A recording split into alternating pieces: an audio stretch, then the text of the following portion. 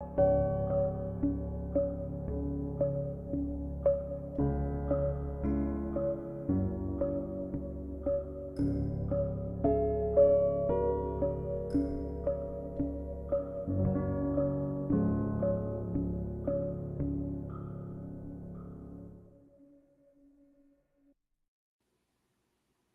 everyone, I'm Victor Dwyer with Piranha, and this is the Failures and Wins podcast, where we get the latest founders and the latest people and talk about their story and how they got there. And then eventually we're going to dive into some product development stuff. And today we have Zack on, and we're going to go through just a little bit of everything. He's going to give us an intro about who he is, and then we'll dive into some product development things. So, Zack, thank you so much for joining today. Thanks for having me, Victor. Excited to be here. Yeah, give us a little intro about how you got into this product development side and how you got into this whole e-commerce thing. Yeah, totally. So started my company Gembah with a couple co-founders about 5 years ago, and is really focused on providing transparency into the supply chain with local people in those markets. And as we continued to evolve the company, we noticed that the customers and clients we were serving had similar problems finding good, reliable sources for product development and creating new products. And so, fast forward to today, we are now a marketplace that helps, bring really talented people and really talented factories to the forefront of our customers via our platform. So, yeah, it's been quite the run, and we're continuing to grow as we speak. Yeah. And what would you say, like, obviously, the supply chain is just a big mess. Like, it really is. Like there's so much to it. How did you what kind of got you interested in this in the first place? Of saying like, "Hey, that's what I want to get into." Hey, like Yeah. is it because you saw there's a lot of problems and then that's why you got into it? Like, what was the main reason that kind of got you interested in the whole thing? Yeah, from a supply chain perspective, I was early on at a company called Instacart, and it focused really on the last mile of supply chain, the last mile of logistics. And I always thought that there was more value to be had further up the supply chain. And so, I met up with a couple people in the space and did a bunch of research, and ultimately, like I said, a couple co-founders who had experience in the space that, really highlighted that there was a big problem for the small and medium-sized businesses out there to get that transparency and get that, boots on the ground, great service, um, kind of shying away from more of the predatory Alibaba and sourcing agent behavior. And so we, started the company really to focus on that. And then again, as we've grown, kind of fell into the product development side of it. And we have some awesome people on both sides of the coin. But um, yeah, I think that's kind of what kind of drew me towards the supply chain side, is just the way my mind thinks and the ability to help serve people and help their product dreams become a reality. Yeah, that's amazing. I love that. And going through this, what were some big failures that you kind of went through, some obstacles that you kind of had to jump through that were a big either learning for you or a big way, and how did you kind of navigate those failures or navigate those obstacles that kind of got in your way, whether it was finding the right factories or what if it was like a bad customer? Like, love to hear some experiences from you, like of some failures and some obstacles and how you navigated them.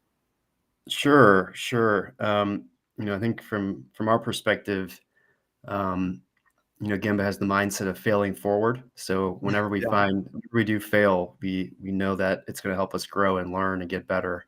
And so that's kind of the mindset that we take of it. That we don't see failure as a bad thing. We see it as an opportunity to grow and learn.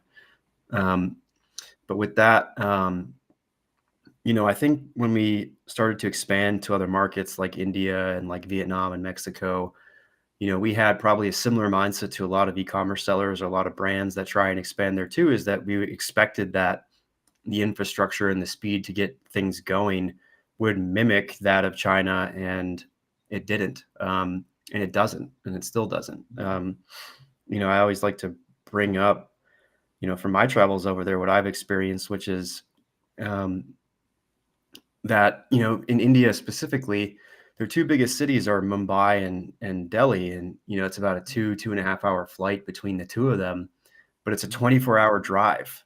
Okay. And so when you think of like distance between two of them, like that shouldn't be how long it takes. And they're building and they've invested a lot of infrastructure to try and build a super highway that's going to drive that time down to about 12 hours, which is more realistic in terms of expectations to drive that kind of distance. But the reality is, like, when you think of the speed at which things can get done in that country, I think we underestimated that when we first went in, but now that we've understood and can kind of pitch and understand, like, to our customers, hey, like, this is going to take a little bit more time because the infrastructure isn't like China, and there's more, there's less consumer goods based smaller factories out there. You kind of go with that knowledge and expertise now, and I think it's kind of served us really well to try and talk with customers about the experience that they're going to have going over there, so we can help them navigate Mhm. those types of waters, decisions, etc., to help them find Mhm. great factories that may not be the best fit today, but they're willing to invest that money, that time, that energy to make their product and end up being a terrific partner for them as Mhm. they scale up their company. That's amazing. And we have a comment from the chat here.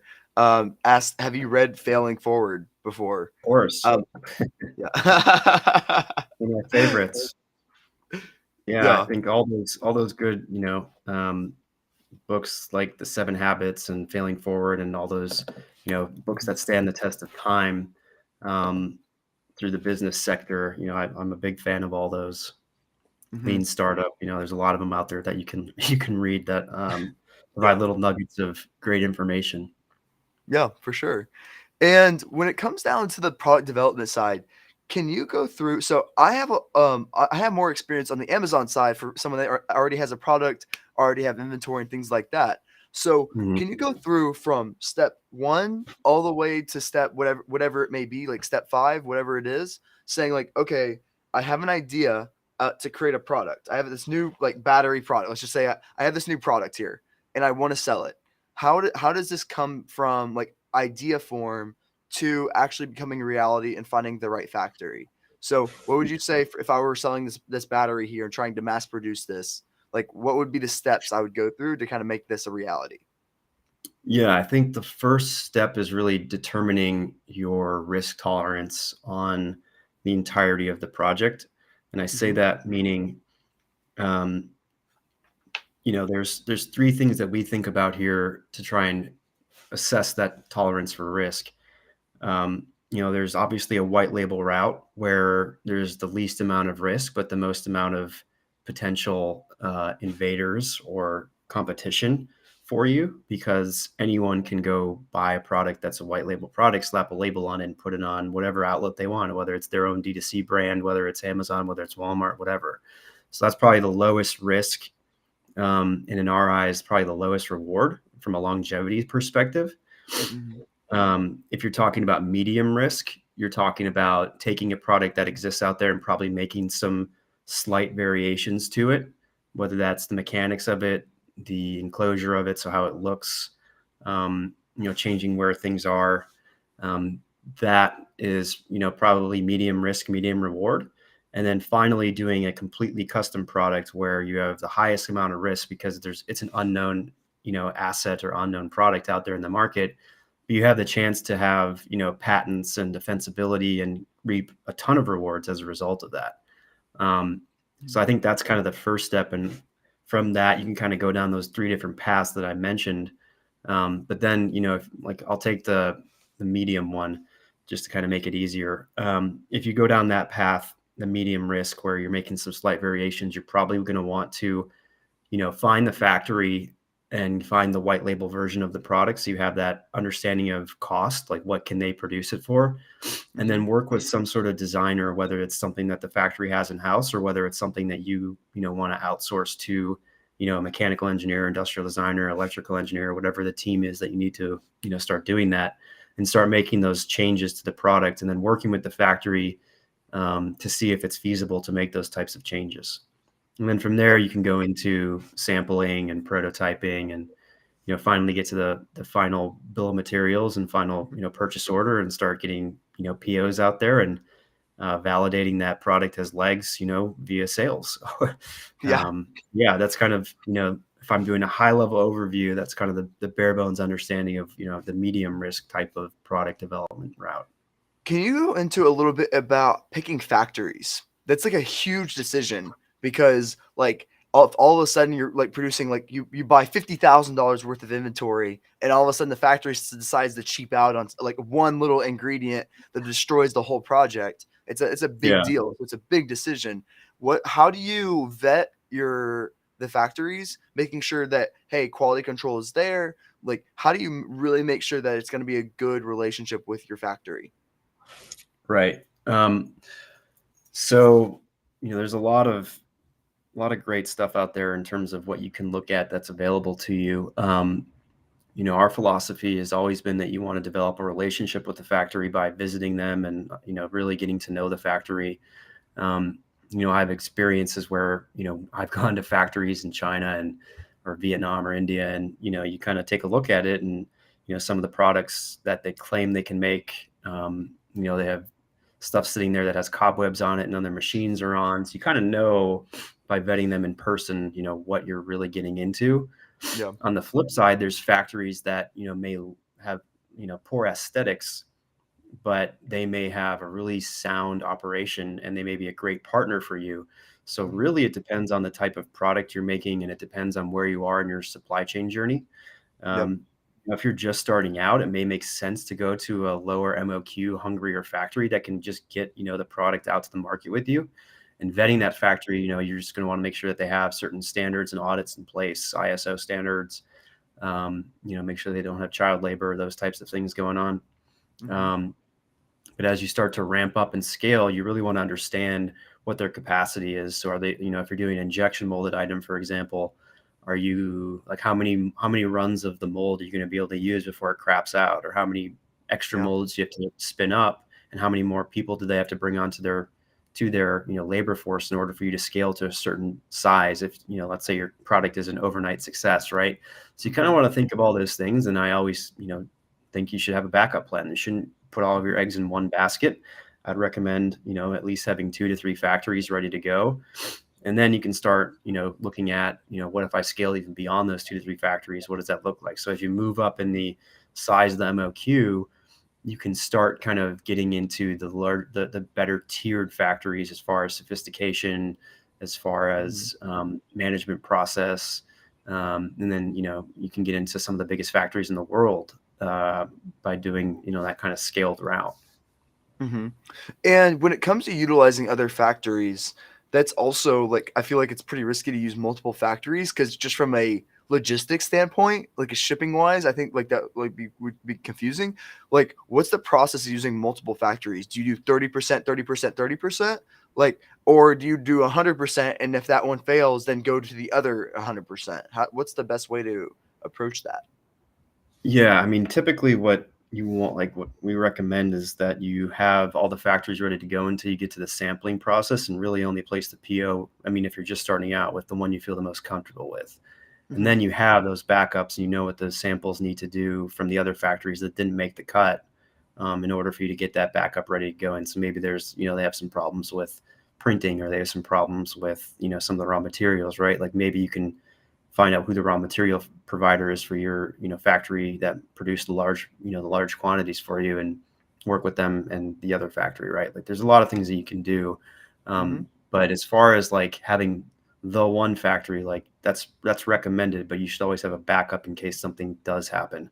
But yeah, I mean, it's only once you get to a certain scale that we would recommend you start like really, you know, breaking out more production runs from others because the quality is just going to be different from each one of them for some reason. Like again, if you have a supply chain in India versus supply chain in China, the source materials are inherently going to most likely be different. So you have to take that into consideration when you're launching products and when you're scaling your business. Like what kind of push and pull are you going to have with the quality of your product or the quality of the raw materials that you're willing to do by breaking up? And maybe you have, hey, look, like we have a lower cost version of our product that goes into Target. We have a lower or a higher cost version that goes into Williams Sonoma, whatever it is. And Mhm. that is only facilitated through the factory with the highest quality or that has the highest standards versus I have a D2C website that I want to sell, maybe not that rigorous of quality control that can go out to our customers. Mhm. Again, it's all kind of the game of, what matters to you and your customers the most. Yeah. And what would you recommend throughout this entire process when it comes down to, do you ever deal with like demand forecasting? When I mean like, hey, like let's see if there's actually going to be demand for this product, or do you mainly just say like, hey, like let's just create whatever this person's idea is and then focus on that? Like for example, like do you ever look like, if I had a new feature to have this pen, to have an erasable pen, for example, would you ever look at like, hey, there's like not a lot of sales happening for a demand for a pen with an eraser, or do you kind of just help with the product development side, and then that's kind of it? So we can do some research to try and understand, and there's tools out there, especially on the Amazon side, like Helium 10, like Jungle Scout, like Zon Guru, that are out there to help kind of navigate that. But a lot of the research and development in terms of demand, we can validate customers saying, with some of the tools I mentioned or some other insights that we have from retail buying or whatever. But most customers come to us when they have that idea and they've validated that demand in some form or fashion, and then we help Mhm. them, create the product that can take all those different feedback loops into consideration, that they can go have hopefully a hero product with. Yeah, that's amazing. And then is there any other things that you see a lot of people, a lot of new sellers that are doing, that they are doing, and you're like, "Hey, let's stay away from that." Like, or like you see a lot of people that are doing something wrong and they should be doing something else when it comes to the whole supply chain side, picking your factory, anything related to that. Is there anything you see that a lot of people are doing wrong and they shouldn't be doing that? Yeah, again, I think I kind of alluded to this earlier, but I think the number one thing that we see is that there's a big push to try and get outside of China. And if you're just starting out with a product and you have lower MOQs, it's really challenging to start that way. I think if you're looking to eventually get outside of China, it'd be good to get the product developed in China, because they have the best infrastructure and they can get, they can absorb those lower MOQs, and they have great resources. And, especially for like electronics, there's nowhere else in the world that's better to manufacture electronics than China.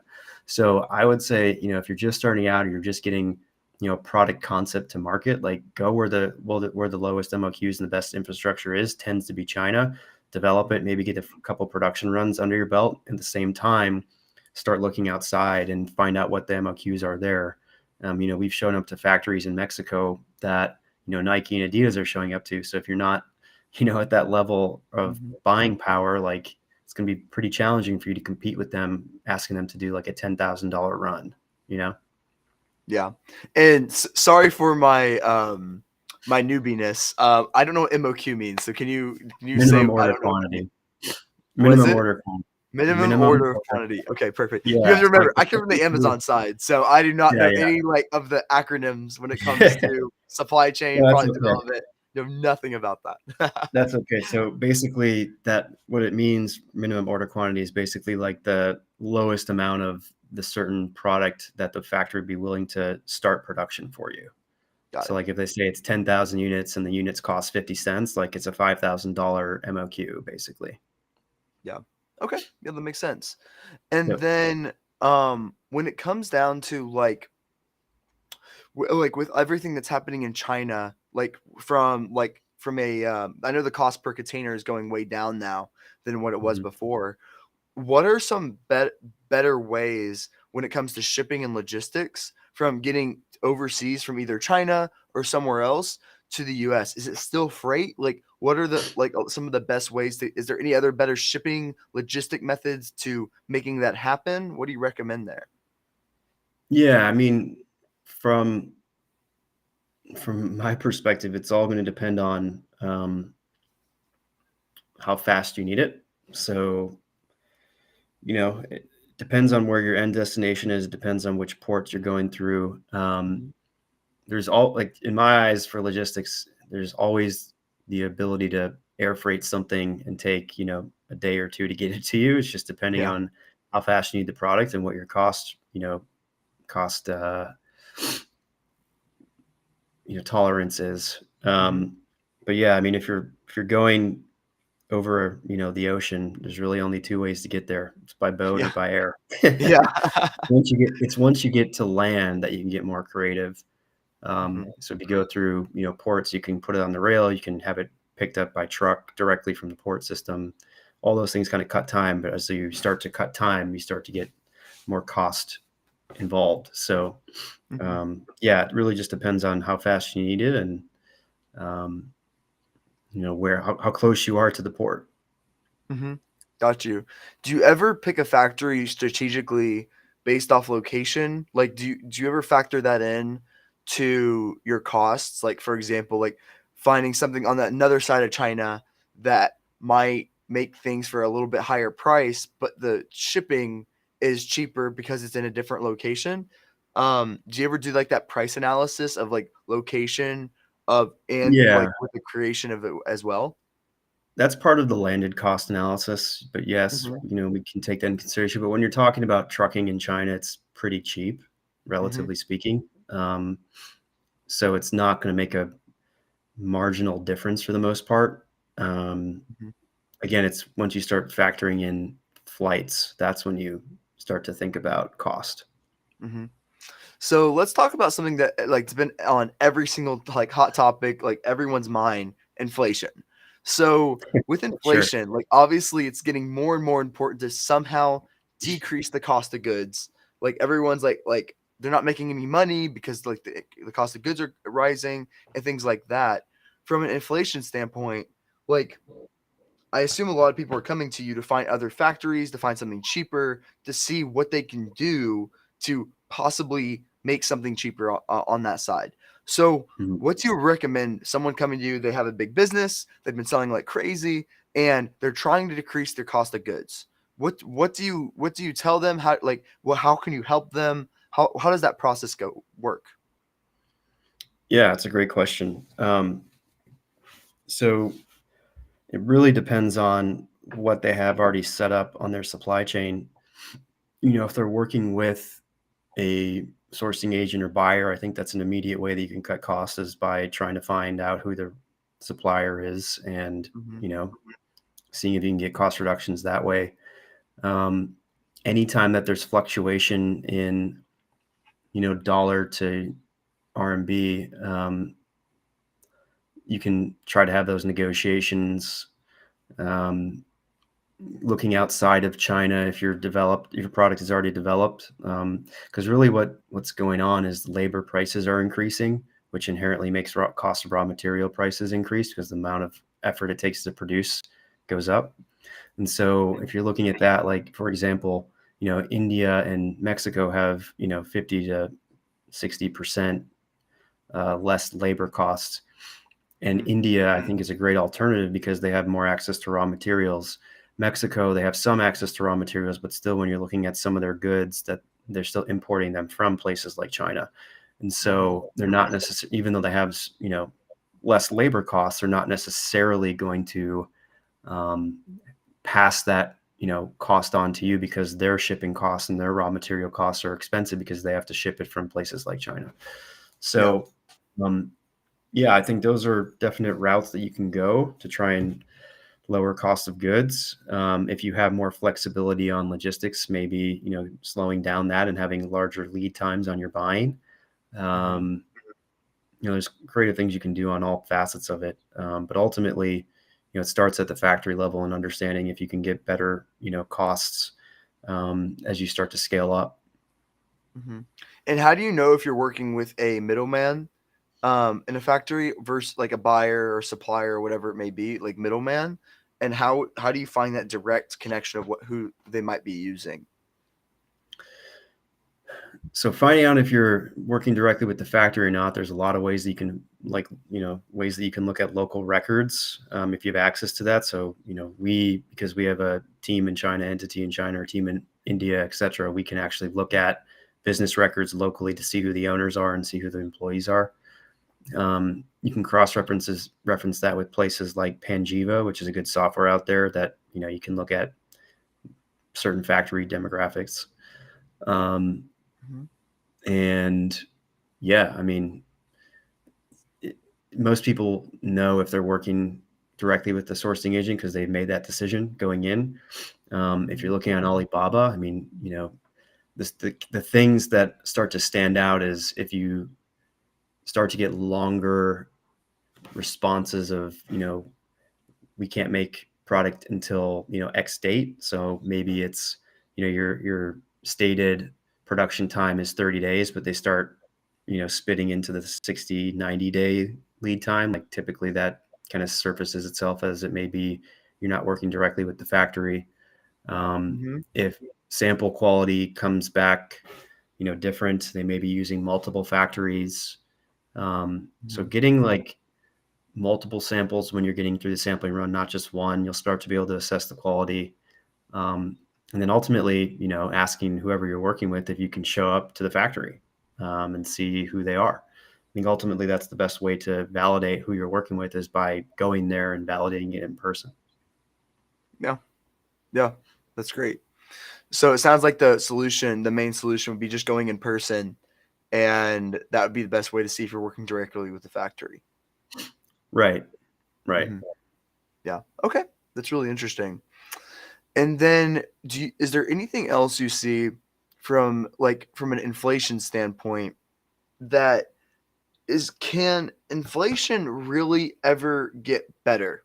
Like, because it seems like inflation only goes up. Like, my question to you is, will the prices of goods and like the supply chain side, will that ever go down? Like, I know the cost of containers are going down, but from like from the things that are happening in China, like it seems like inflation is only going to go up from this point. So if people are struggling right now from a cost of goods standpoint, won't that hypothetically only get worse from now? What are your thoughts on that? Um, no, I think, there's deflationary things and protocols that are put in place at the geopolitical level and economic level that, can cause like raising interest rates to slow the production of money and all that good stuff. I think that's, again, a different conversation. Yeah. Um, but as far as inflation goes, like, yes, hypothetically, costs should only go up. It's just the degree of which they go up and um, how much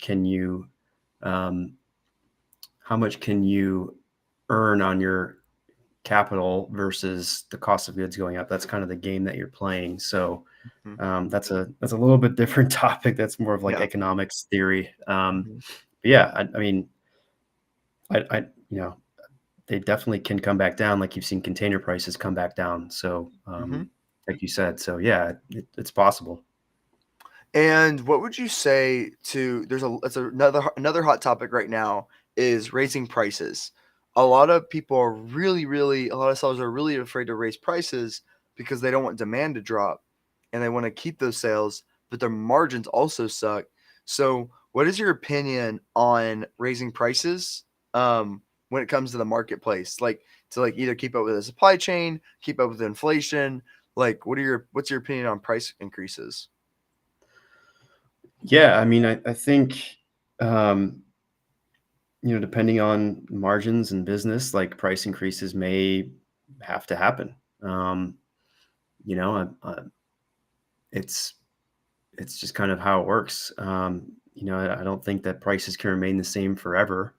Mhm. You look at everything else in the world where gas is going up or has gone up, and cost of Mhm. groceries have gone up. It's those are a little bit more in demand because they're necessities to survive and eat and all that Yeah. stuff. But as far as goods go, um, I always talk about having a good relationship with your factory and see what they can absorb first to try and keep prices where they are. And if they really can't and they increase their prices, and I think again, you're talking about typically cost of goods sold prices averaging in the 20 to 25%. So to make up for that slight increase that you have there, you're not talking about a major increase in price that you have to do on your product in order to absorb maybe their price, because you're multiplying that margin out by a good amount. So yeah, I mean, it happens. It's part of commerce.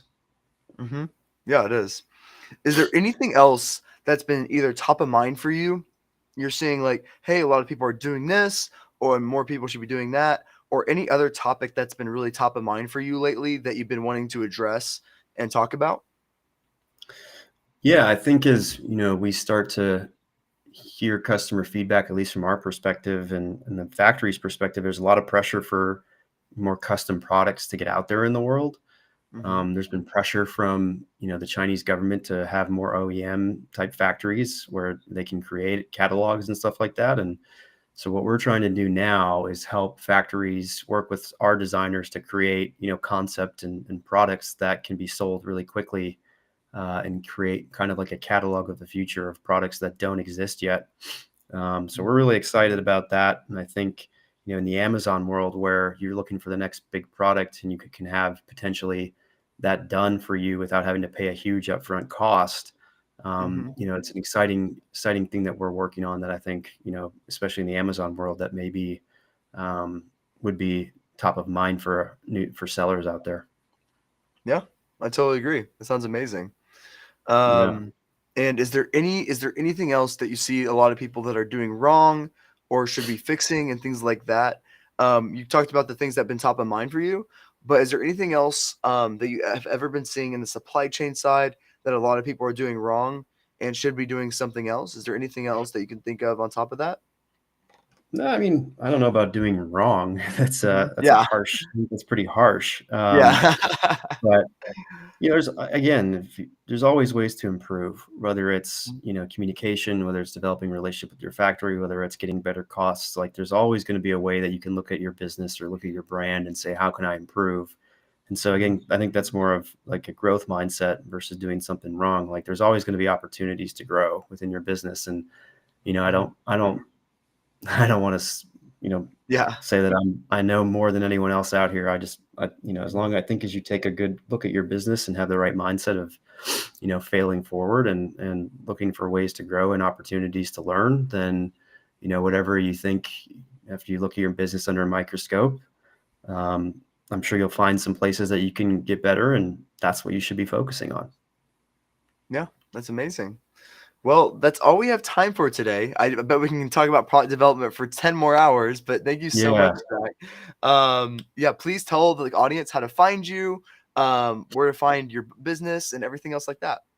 Yeah, yeah. If you're looking to do anything related to product development or need help finding factories or anything like that, we'd be happy to help. Our company is called Gembah, Gembah, and we have a website, www.gembah.com.